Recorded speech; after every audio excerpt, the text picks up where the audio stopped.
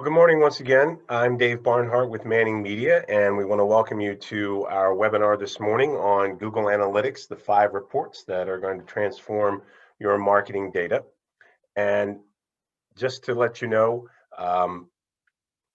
we've got Christina McCall with us from Manning Media. She is our digital marketing specialist, and Christina is actually serving as a panelist, so she's going to be able to answer any questions that you may have in the chat box. So as we're going through the webinar here today, if you do have questions that come up, feel free to post them in the chat. Christina will do her very best to answer the questions for you right away.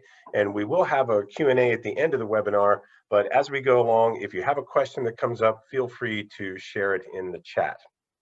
So starting off, what is Google Analytics? Well, Google Analytics is a website visitor tracking tool, and it's going to add a small snippet of code that's placed on all the pages of your website. It's able to gather some very detailed statistics about the traffic sources, the measures, the conversions, and even sales. So to sign into your Google Analytics account, you go to google.com/analytics, and this is where you can sign in. Now, if you don't have an account, you're going to have that account set up because the tracking code has to be added to your website in order for the program to be able to gather the information. It's not very difficult to install at all, but installing the code, they've got a support tool to help out. And if you want, here at Manning Media, we have folks who can help you install it as well. So when you log into Google Analytics, it's going to look like this. And let me give you a full disclosure. Even these slides right now are a little dated because Google Analytics is always going through updates and variations or just revisions rather. And you're going to be seeing what is known as Universal Analytics, Google Universal Analytics.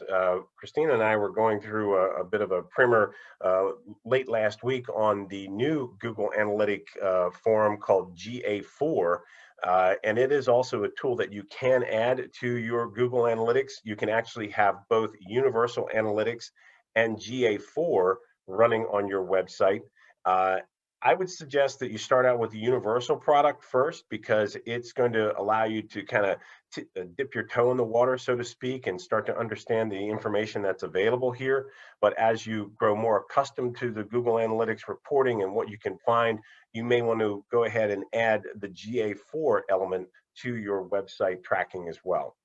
So this is what you can see. This primary search bar up here is a big help. It's going to allow you to go ahead and type in, show me sessions this week versus last week, something like that. It's going to give you the number of sessions that were offered up. And it's going to allow you to just go ahead and begin the, walking through Google Analytics to get the information that you're looking for. We're going to share with you 5 basic reports that are pretty simple to get to, but they can reveal a great deal of information. There's far more detailed reporting available to you in Google Analytics, but I would suggest that you just kind of look at the 5 basic reports from the outset. That way you're going to feel comfortable. And then if you decide you want to go into a deeper dive, at least you've got the basics behind you. So the audience overview report is the first one. So we're going to go back to Google Analytics.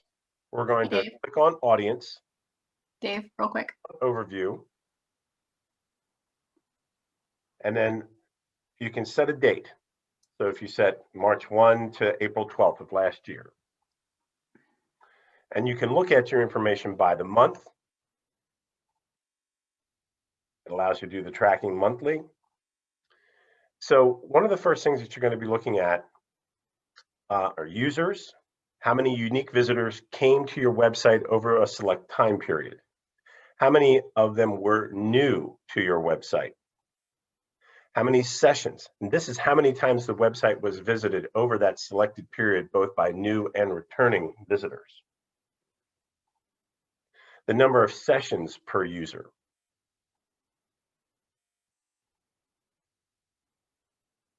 The number of page views. So how many pages on your website in total were looked at. The number of pages per session. This is the average number of pages a person views when they visit. Ideally, It should be 2 or higher for most types of businesses. Then this is going to break out in a graph for you, the new versus returning visitor. Then you're able to see the average session duration. This is the average amount of time a person is on your website. Obviously, the longer they are, the more engaged they can be. However, Google is also, it's amazing. They can determine if your mouse has not moved from a specific point on a website page. They will end that session because Google figures if that mouse is not moving at all, it's staying static, then you may have actually got up and walked away from your computer. And then bounce rate. So bounce rate is how many people looked at one page and left. So what is a good bounce rate? So that's going to depend upon the type of website. These numbers are just kind of a rule of thumb. So if you have a bounce rate that's under 25%, that's pretty unusual. And you might take a look and see that the Google tracking code is installed correctly across all of the pages. So determining what a good bounce rate is for a client, you need to consider the intent of the user for your content. For example, on a website that revolves around events and visitors, often want the time, date, and location, and then that's it. They can get that information and they leave.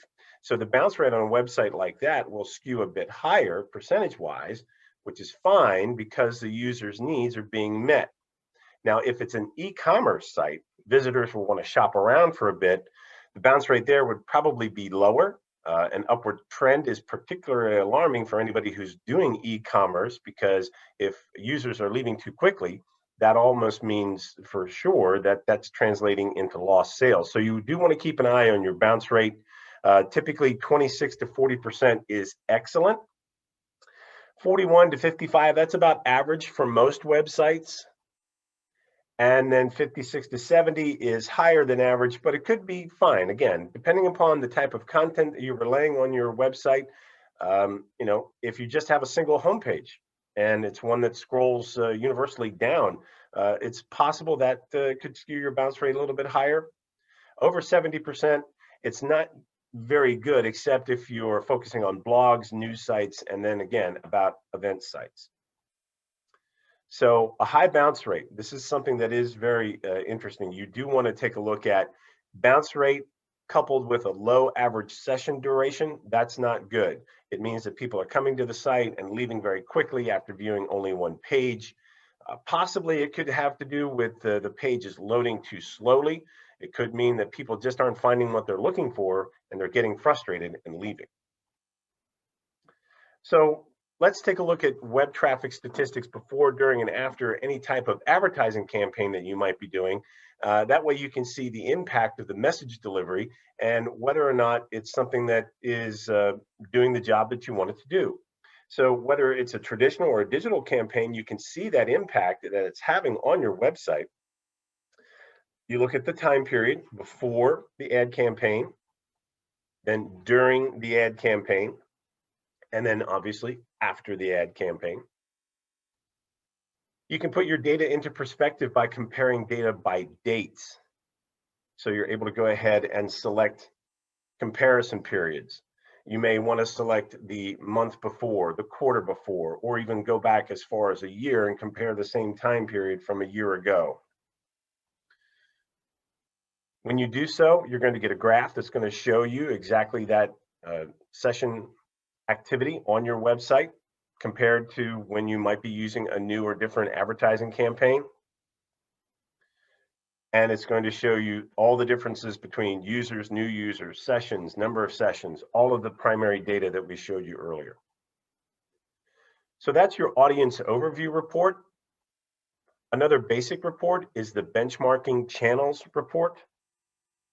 So again, we're going to go back to the audience, and then we're going to look at benchmarking, and then we're going to pull up channels. So this is going to let you benchmark the metrics on your website against other websites in your category. You can filter this category across the US or just in your state. Red means that you're below the benchmark in the category. Green means you are above. Clear means you're average. we would suggest that you concentrate on the sessions column. That's the traffic to the website. So here, this particular page is being, we're looking at a benchmarking channel comparison for banking in Minnesota. Size of daily sessions, that's something that you can take a look at. You can determine whether or not you feel as though your average number of daily sessions is going to be in a particular range. Monthly visits of others in your category versus your traffic. So again, what this allows you to look at is the number of sessions, and then also the way that those sessions came to your site, how they were found. This shows the way people found you by a search engine. Those that typed in your URL directly, clicked on a link from another website, clicked on a link from social media, a display ad that you may have been running as a digital advertisement, a link that you originated in an email.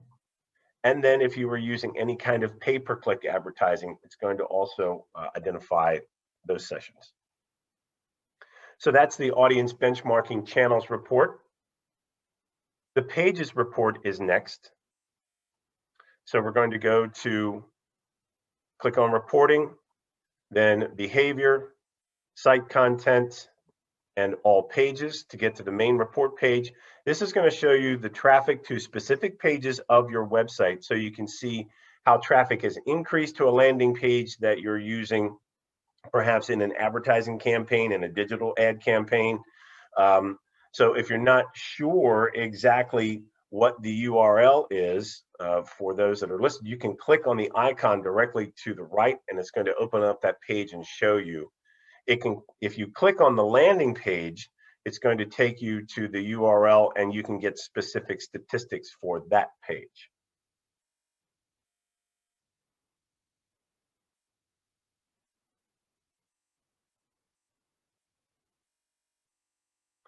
So we want to take a look at, hang on just a second.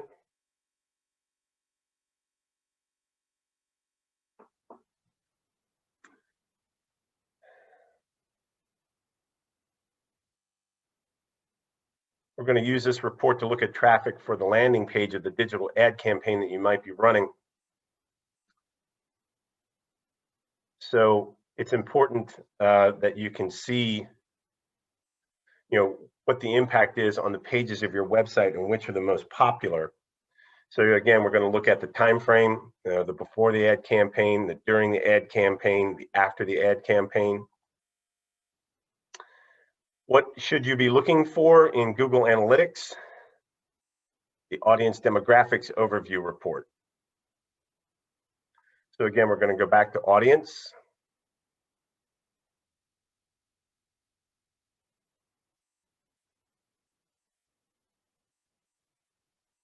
And we are going to then go to demographics, go to the overview. This is going to give us age ranges, and it's also going to give us gender. So just basic overviews to help you understand exactly who it is you're speaking to by age and then also by gender. Now the interest overview report, this is actually a pretty compelling bit of information. So again, we're going to go back to audience, going to go to interest, click on overview. And this is going to give you a very broad overview of the types of people who are coming to your website, how they can be categorized by things they're interested in. People who like to cook, travel, value shoppers, they're interested in sports. Don't get too caught up in the percentages next to each category. They are not percentages to your overall traffic. This data is from a subsample of all the sessions. So this graph is actually pulled from a car dealer's website. So it is kind of interesting to see how many people are showing an interest in food and dining, and the cooking enthusiasts being the largest interest category. But if you go to other categories, this is going to allow you to take a more granular look at the interest of those beyond that broad overview. So this actually digs a little deeper. For example, the broad category shown before, the affinity category was sports. This actually shows there's a bigger interest in football. And you can actually look at in-market segments. people who are actively in the market to buy something at the moment. For example, people looking for business services or financial information or travel. And when you use this information, you can use the demographic information and the interest to help generate ideas for ad copies. So if I'm a realtor, I want to go ahead and I look at my demographics, and if I'm seeing that I have a good bit of younger individuals coming to my website, then I'm going to be sure to go ahead and utilize that in the imagery that I'm using. If I also have a bit of understanding as to what this particular demographic is interested in when it comes to what type of deal am I looking for, you can see that, are you ready to sell your first home? Then we've got 100% satisfaction guarantee. You don't have a long-term contract and low fees. So that means that they're going to be able to save a good bit of money. Now, to see the demographics and interest reporting, you have to have that setting turned on. If it's not appearing, you can click on the admin button, click property setting. Under advertising features, click the on button to enable demographics and the interest report. So if you need some help with all of this, we have a Google Analytics guide with some step-by-step instructions, or you could ask us to help out with a one-on-one, no obligation meeting. You can contact myself, you can contact Christina McCall. Also, we have a great deal of information on our website, manningmediainc.com. We can delve a little bit more into all the different types of outreach for digital display advertising, social media, video advertising, and of course, Manning Media is home to 5 premier radio stations here in the Central Maryland and West Virginia markets. We can most definitely help out with any type of message delivery using radio advertising as well. So we have a few minutes left. If you would like to go ahead and we can answer any questions for you in the chat. So Christina McCall has been doing a great job, and she's been answering all kinds of questions. Let's see.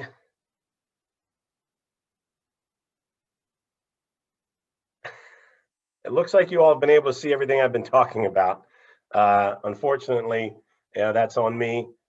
We can, provide you with the Google Analytics report, so you can have it at your beck and call. But again, if you do have any questions, please go ahead and put them in the chat. We're happy to help you. Christina, any other questions so far? No, I think that's it. Okay, well, again, I appreciate everyone's attendance. Thanks very much for your attention as well. And feel free to give us a call, send us an email if you have any questions about Google Analytics. Visit our website, manningmediainc.com, and you can learn more about how we can help you with your marketing and your message delivery. But we appreciate your attendance today. Thanks very much, and everyone have a great Wednesday.